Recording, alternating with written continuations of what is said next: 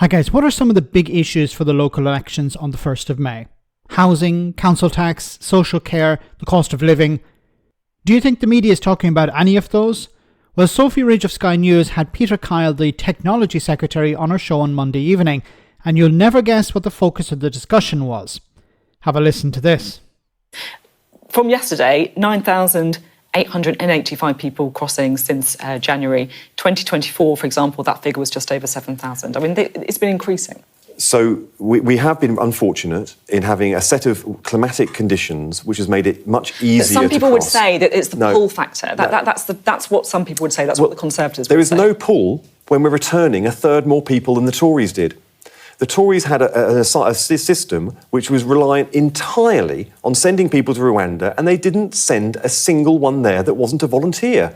So we have increased the returns by a third. We are bringing efficiencies into the system. We are making sure that the application system is dealt with much, much swifter. But we also have to tackle the horrific backlog that we inherited with tens of thousands of people that the Tories let into our country, parked in hotels and put into a no man's land where they weren't even allowed to stay here and they weren't returned. More people are crossing the channel since you came into power than they have done since records began. And we are making sure... And if you're saying that you've helped the pull factor, then that's not what the figures are saying. Well, we've been in for 8 months. We inherited a broken system. We are fixing the system. We are bringing robust measures into that system, and we are increasing the processing time that people, when they do come here, and we are increasing the number of people who are returned when they shouldn't be here in the first place. Now, we are trying to make sure that a very complex set of circumstances through which people get through here and the criminal gangs which deliver them here to our shores are tackled. We need agreement to do that with other countries and their criminal justice systems.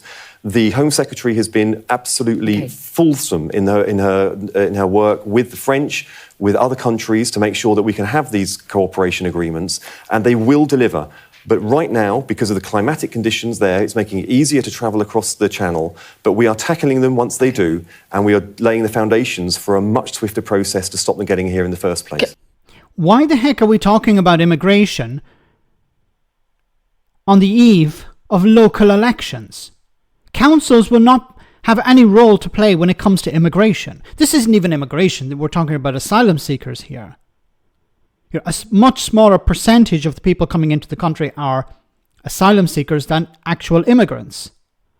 But the focus here is on immigration, or immigrants, or asylum seekers, days before a local election which has no control over immigration.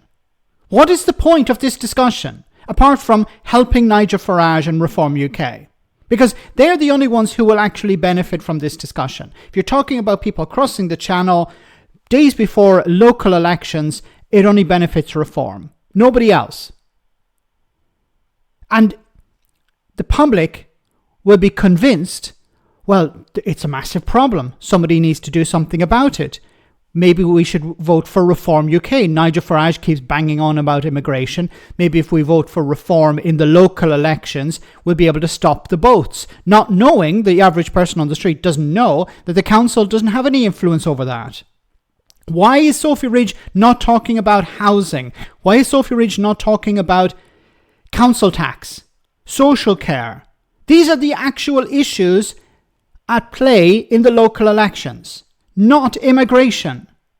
It's nonsensical to be talking about immigration now. It is sensical if you're approaching it from a pro-Reform UK point of view. Now, if you do want to talk about this, I would advise the Labour Party to respond by saying, well, we used to be able to send people back, but then something happened that both the Conservatives and Reform UK supported, leaving the European Union. Because of Brexit, it's more difficult. So if you're angry about immigration, you should be angry with Nigel Farage and the Conservative Party, because they're the ones who championed leaving the European Union. I really wish somebody from the Labour Party would do this. Go on TV and point the finger of blame at Reform, Nigel Farage and the Conservatives. Why do they not do that? Are they afraid? Honestly, it's ridiculous. The other point is you say the Conservatives left a disaster behind. We don't have enough staff to process the claims. We need to recruit staff. We need to train up staff. That's going to take time. Now, do the Conservatives or Reform UK support increasing taxes to cover those costs, or to increase the size of the government in order to carry out those claims, to process those claims? Yes or no?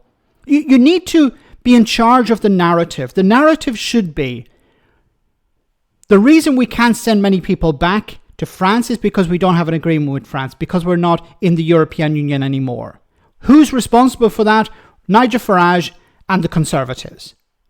And the other has to be, we should be creating safe routes for people. That's the way to stop the boats. If the boats are the biggest problem, then the best way to stop them is to create a safe route. What you do is you negotiate something with the French, have a processing centre in Calais or near Calais where people can go there and put in their claims. The French have offered that. The Conservatives were against that. That's something you could bring up. But we shouldn't even be talking about immigration or asylum seekers on the eve of local elections, because they have no control over immigration. It's completely pointless. I really wish the Labour Party, the Labour government would take control of the narrative, because if they don't, then they allow somebody else like Nigel Farage to. And then Farage can spin this as, this is an election on immigration, when in reality it should be an election on social care, on housing, on the cost of living crisis, and the support people receive from their councils.